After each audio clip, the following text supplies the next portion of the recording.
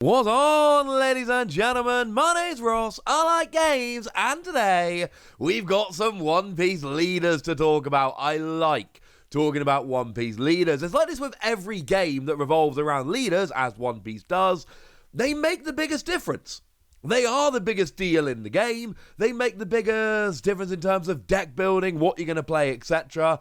And of course, we've got that rule in One Piece, a pretty important rule, which tells us that you're only allowed to use cards that are the same color as your leader, so that makes leaders even more important than they would be in some other games. Now, as I start to record this video, there have been 4 leaders that have been revealed over on the official Twitter for the One Piece TCG from OP-02 for the second set. By the time I upload this, more may have been revealed. All I can promise you is this. If more are revealed before I upload this video, and it's possible, then yes, I absolutely will be doing this, getting this online with those extra leaders in. Can't promise I will, can promise you I will try. So let's start off with a black leader, Smoker, because this one appeals to me quite a lot. Of course, I showed you the other day that Smoker is going to be a promo in an upcoming issue of V-Jump magazine over in Japan, and of course we've only actually had the one black leader from the Navy starter deck, so black are a little bit behind in terms of the other colors. Can Smoker end up being pretty gosh darned awesome? Well, what we've got here is a leader, 5,000 power, 5 life. I'm going to spoil the surprise. All the leaders I'm looking at least as I start to record this video, they're all monocolor leaders, and they're all 5,000 power, 5 life. As it stands at the moment, and this is of course subject to change, every leader we've seen that's monocolor has been 5,000 power and 5 life.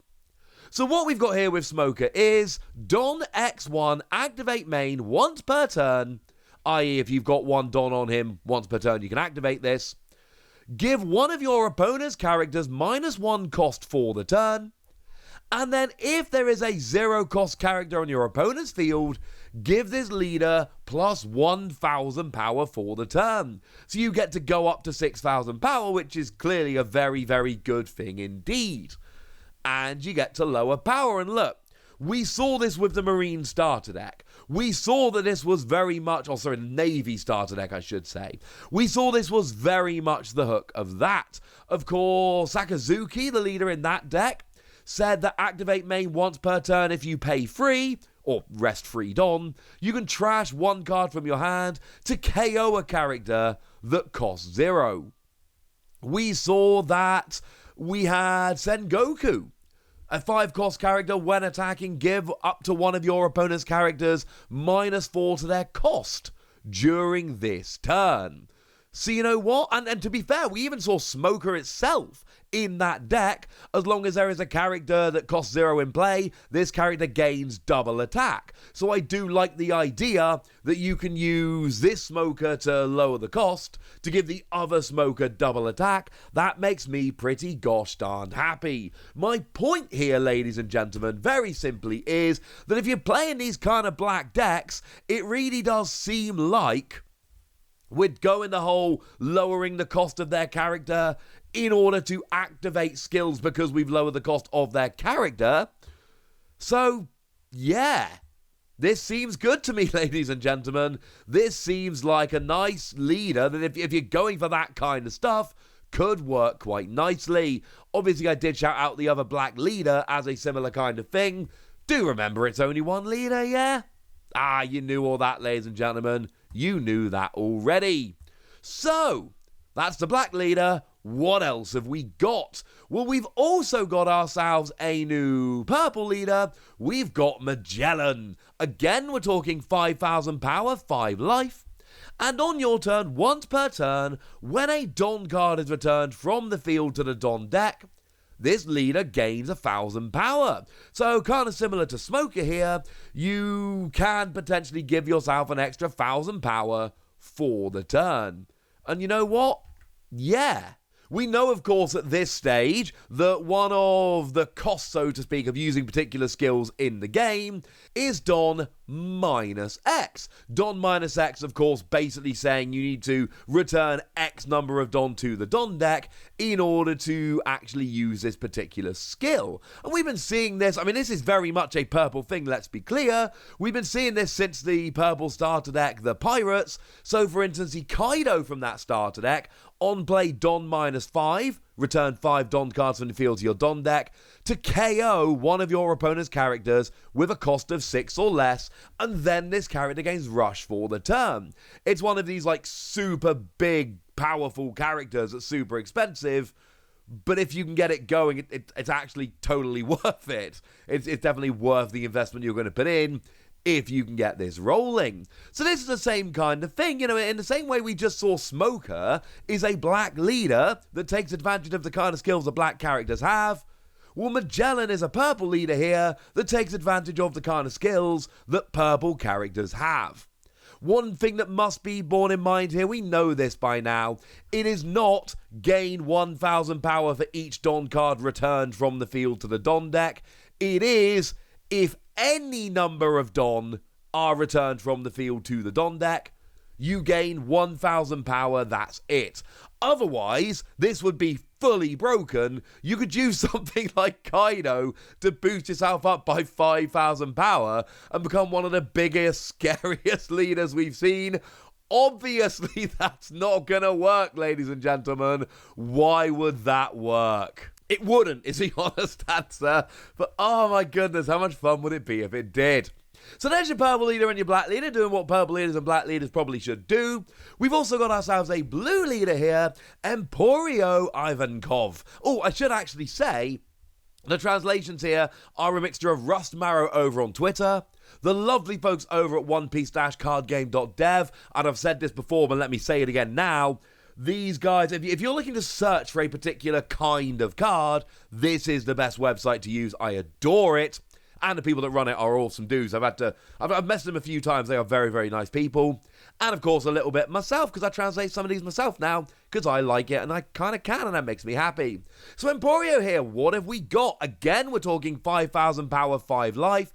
Again, I thought this was purple when I first saw it. The purple-blue thing I'm not loving. Although, shout out to the graphic designers who worked on these cards for including the color wheel at the bottom, which I didn't at first note, but is actually a really nice way to tell. If it's bottom right, it's blue. If it's bottom left, it's purple.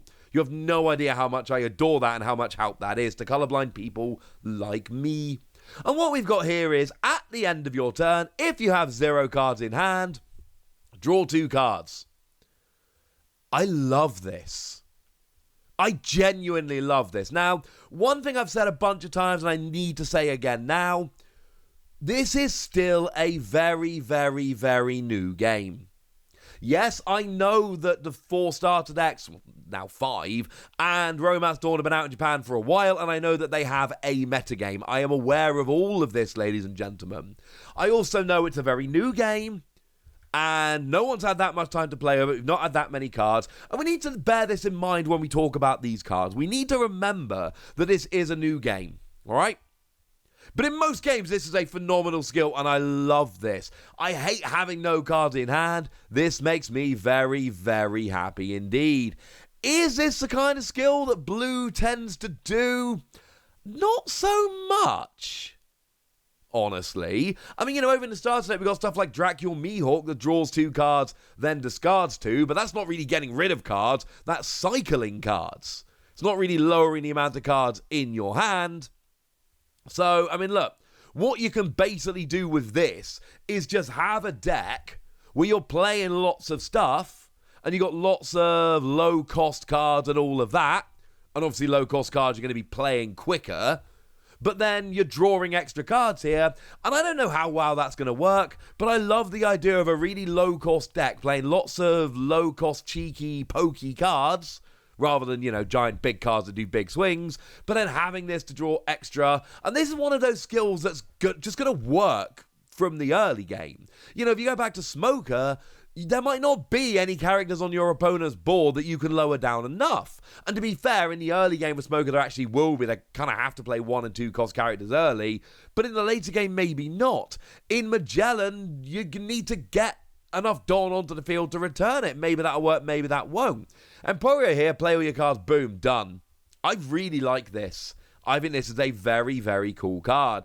And certainly, you know, if you're looking to be playing a deck that can cycle through with lots of draw power and lots of tricks and all of that, and even if there aren't now, there are going to be cards in the future to do that, this is a leader that's going to work. And I am absolutely convinced at some point I'm going to make a deck built around this leader. But we do have a new green leader coming in here as well. We have got ourselves Kinemon. Yay! And what Kinemon comes in here is, I mean, obviously 5 life, 5,000 power, that shouldn't surprise anyone at this point. But what we've got here is activate main once per turn. If you control one or fewer characters, then during this turn, reduce the cost of the next 3 cost or higher Wayno Country character you play from your hand by 1. And I'm not sure how I feel about this, if I'm honest with you. Because essentially, this is really, really situational. Like, as soon as you've got 2 characters on the board, you've got a vanilla leader, which clearly is not something I'm a huge fan of.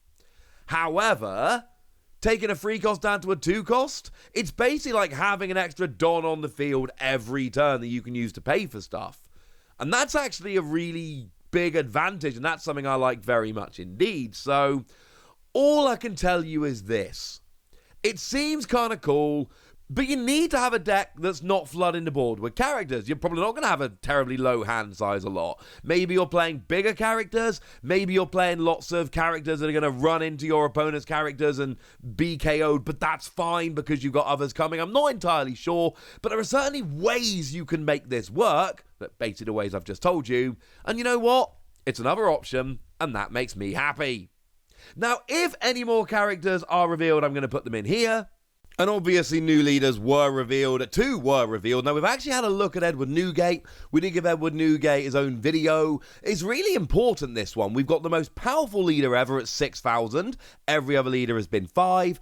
And we've got the most life we've ever seen at 6,000, with every other leader being 5 if they are monocolor and 4 if they're dual color.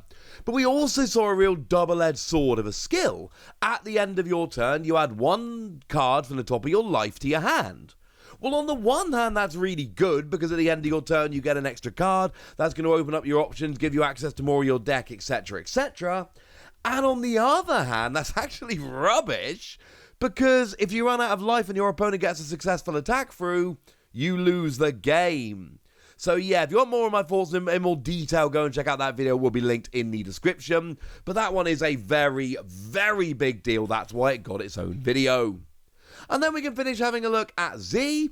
Now, what we got here is 5,000 power for life, but you will notice what we've actually got here is a dual color black and purple leader, so it's exactly as we would expect. 5,000 power, it's a leader, obviously, but for life, we see 4 life on dual color leaders. And please don't sleep on the fact that one of the big advantages you get for dual color leaders is that you do get to use both colors of the cards. So you can use both purple and black cards in your deck, whereas if you just had a purple leader, you can only use purple cards. It is one of the huge advantages of going dual color, and it really is one of the reasons why dual color leaders are going to carve their way into the metagame, because having access to twice as many cards as a monocolor leader is going to be worth giving up that 1 life a lot of the time. But you've got a skill here. When you are attacking, Don -4, that is to say return 4 Don from your field to your Don deck, and then you KO one of your opponent's characters with a cost of 3 or less, and then you give yourself a 1,000 power boost. And the 1,000 power boost is nice. We've seen this a lot in a lot of cards. It's just going to make it harder for your opponent to take you down, etc. It's going to be more likely that you are going to be going into and, you know, getting your attack through, taking out life, all that good stuff. But also taking out one character is good. And sure, it's only a 3 cost or less, but in the early game, you're not going to be able to play bigger characters than that. So you know what? Sounds alright to me. Plus, there's plenty of low-cost blockers, low-cost support characters, etc. This is going to be enough to really annoy your opponent. But you do have to get rid of 4 Don from your field to do so. But then again, purple used to play an extra Don and putting it back in, etc. I'm sure you'll be okay. Right, with those 2 new leaders we've had a quick look at, let's go back to the ending I recorded originally. And whether I just told you about new characters or not, that are the new leaders. I should say characters. I should say leaders, shouldn't I, ladies and gentlemen? They are leaders. And those are the leaders we've seen from OP-02, and now it's over to you guys. Tell me what you think about these. Tell me if you think they're going to be good. Tell me which ones you're excited about and which ones you think you can make work. Go nuts in the comment section, but be nice. And then make sure you like this video, subscribe to this channel, follow me on Twitter at the Wasi. That's where we talk about One Piece and a bunch of other card games. And please do consider checking out patreon.com/PTCG Radio, where you can support the channel, get some bonus podcasts, and all kinds of fun things. But by far the most important thing is always, look after yourselves till next time, would ya? Thank you very much for watching. My name's Ross, and you've been watching Wasi Plays.